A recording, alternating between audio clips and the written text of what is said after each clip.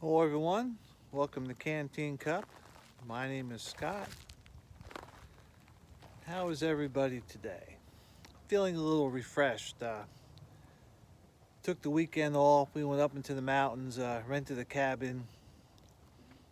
Kind of did a whole bunch of nothing, but sometimes we go up there for like a retreat and we do some planning for our business and whatever. And so that was kind of nice. But in general, we were relaxing and enjoying life. I did take a few things out of my get home bag slash bug out bag that I carry with me when I leave the property and use some of those things and make sure they still work. And so that was good. I want to take a moment and I want you all just to listen.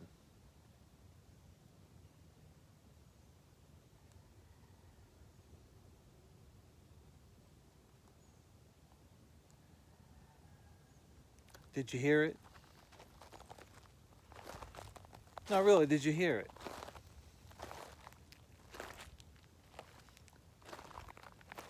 What you heard was living in the country and not living in the cities. You basically heard a lot of nothing with a little something instead of a lot of something with a little nothing.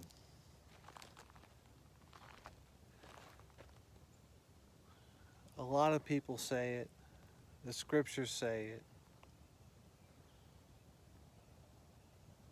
and time's getting short. Um, you're running out of time. And what I mean is, it's time, if you are going to move, now is the time to do it, to come out of her, my people. It's time to get away from the cities. Things are getting bad. Uh, Not really sure what's going to happen, but if cities and maybe even some of the suburbs continue to devolve, spiral downwards, then you won't be able to leave. Now, why? Well, if you own a house, you may not be able to sell it. You know, just because you paid a lot of money when you bought it doesn't mean it's worth a lot of money when you go to sell it. Like, how much do you think the prices of houses are going for in some of those neighborhoods, like in Minneapolis, where they had the riots, or in the Chop Zone over in Seattle, or the surrounding areas of those? You know, I'm sure there's a lot of people that are saying, gee, I want to move right where they can burn my house and, you know, throw rocks and break my windows and take pot shots at me. That's where I want to be. Well, no. And so,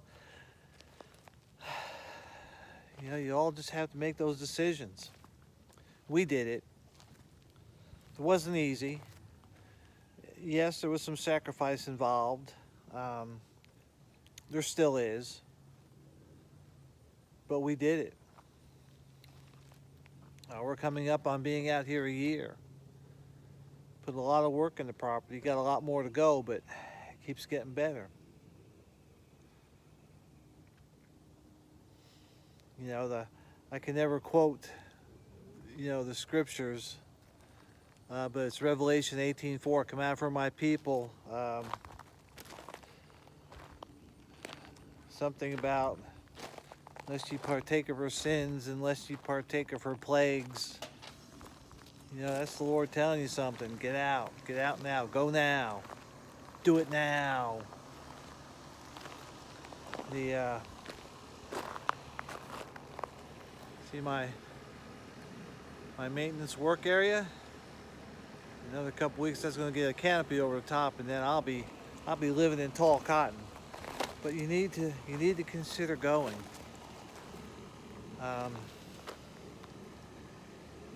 You know, I'm self-employed. I own my own business, but I didn't always do that. I had to make a conscious effort to continue to head for that, and then one day everything fell into place and I was able to do it. It's going to be too late soon.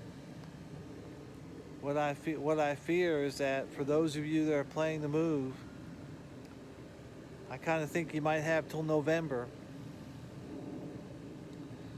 That's going to be it's warming up to be not very nice, not very friendly, and I don't think it matters who gets elected or re-elected. I don't think it's going to be good one way or the other. I think you all just need to, if you need to move, you just need to do it now. Just, quit thinking about it. Move from the Orient stage if you're in the OODA loops and get into the act stage. Yeah, you're going to make sacrifices. We don't have as much stuff out here. You have to travel a little more.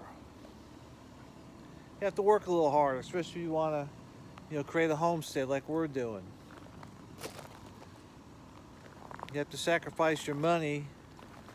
Maybe instead of buying toys, you have to buy implements or things you need to help you work your property. I go through that every day. Gee, I really like that, but I really need this instead.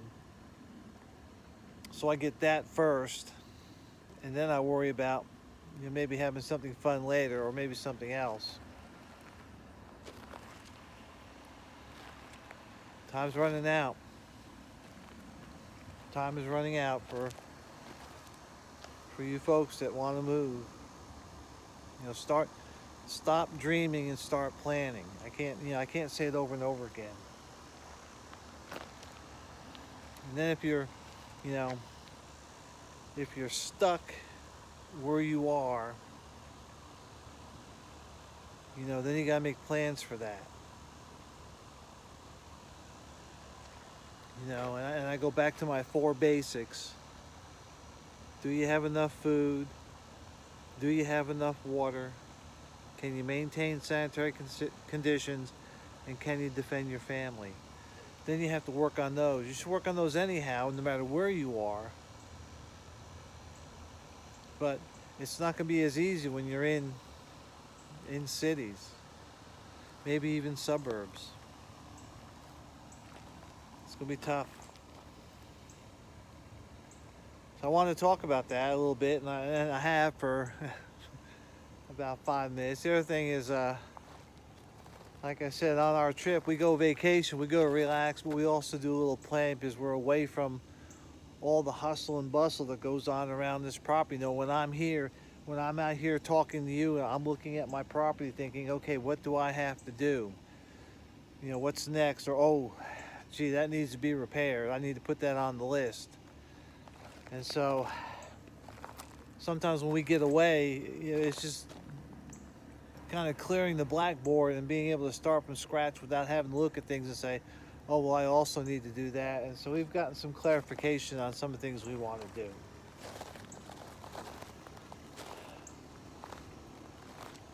Something else I wanted to throw in, a couple things really, but where I live,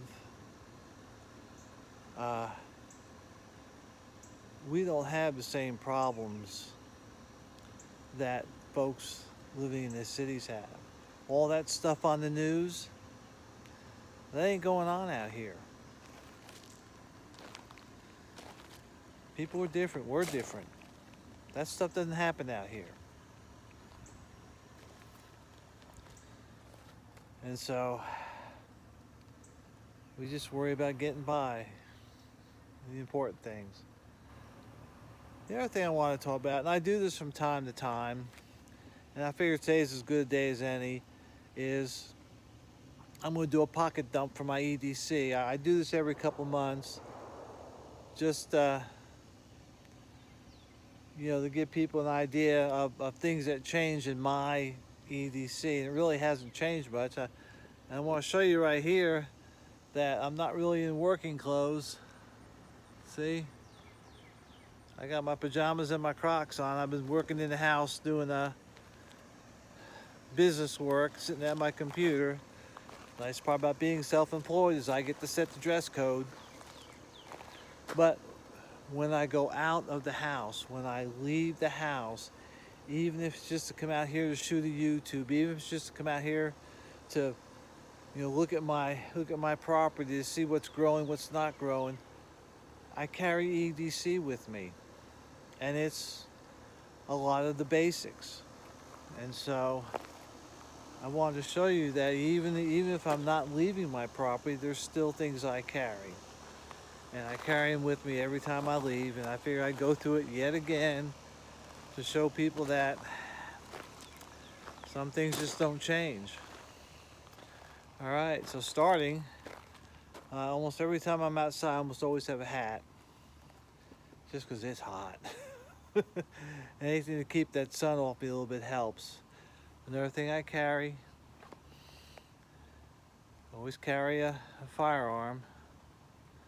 And that's every time I leave the property, every time I come out of the house. Well, a lot of times when I'm in the house, I still have that on my person.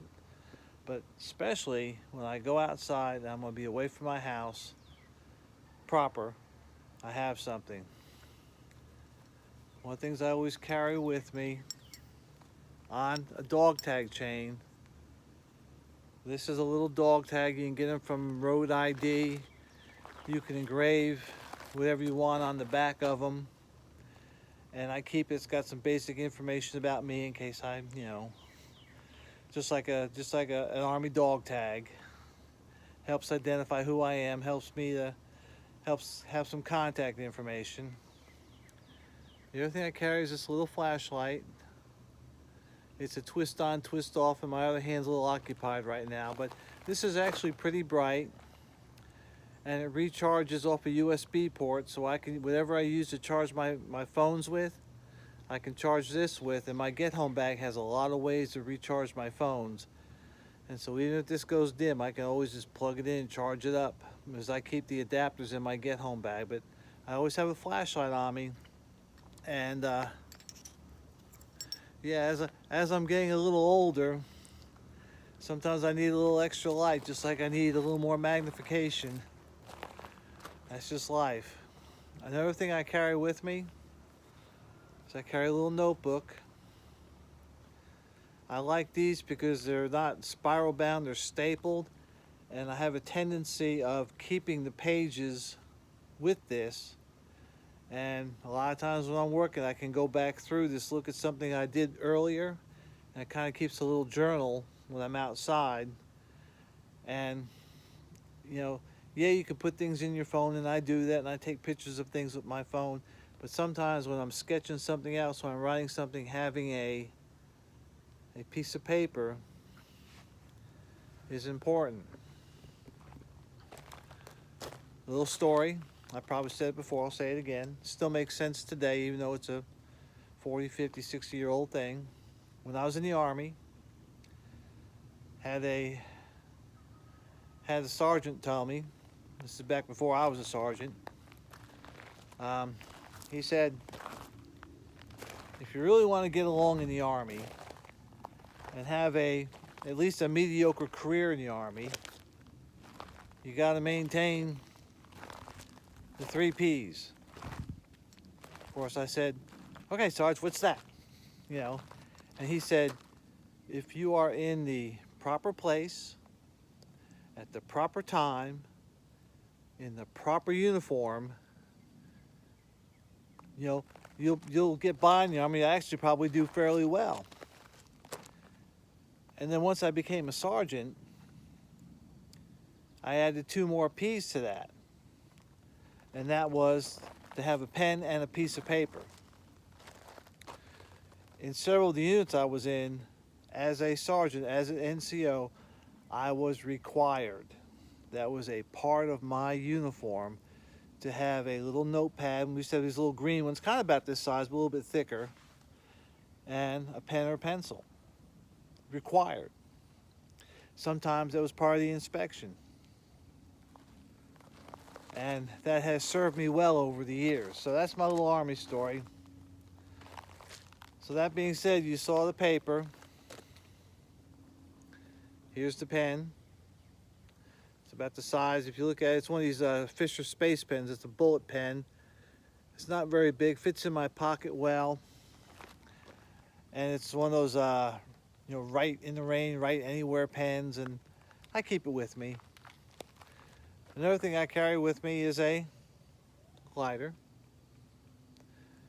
I don't smoke, but I carry this lighter with me. I use it a couple times a year, but it's always good to have fire. Fire is always a good thing, especially if you are cold. And this is a Bic. I prefer the Bic lighters because they work. This one I bought in April of 2013 because I tend to label them when I open them. And, still lights. In my get home bag I have more of these, but there's always one on my person. And then the last item that's really what I consider EDC is a pocket knife. And this is a Victorinox Swiss Army knife. Out of all the pocket knives that I've carried through hell and high water, the pocket knife that has ended up in my pocket most often is a Swiss Army knife Victorinox. They've served me well. They are great. The steel is good, and now they're cheap. I mean, they used to be kind of pricey, but now they're cheap. Especially when you buy like a case, even a buck now, they're getting expensive. Do I carry other pocket knives?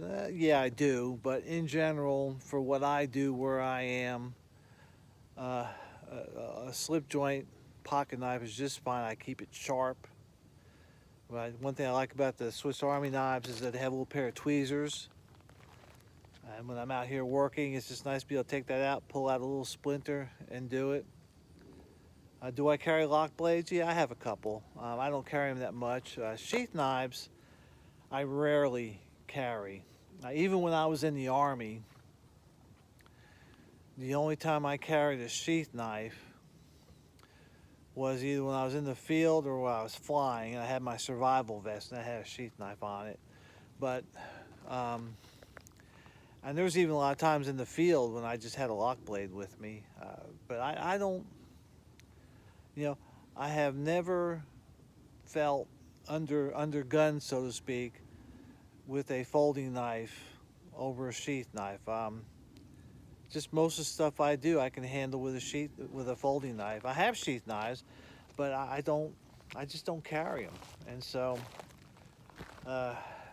whatever knife you have, make sure it's one you know well. I've been carrying Swiss Army knives probably for close to 50 years now, and so I kind of know them. I've had them, lost them, given them away, bought some more.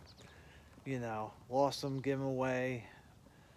But out of all the pocket knives, I've had cases and bucks, and let's see, I got a Benchmade and a couple others. I used to have an Army, what we used to call an US knife, as it said US on the side, an Army US knife.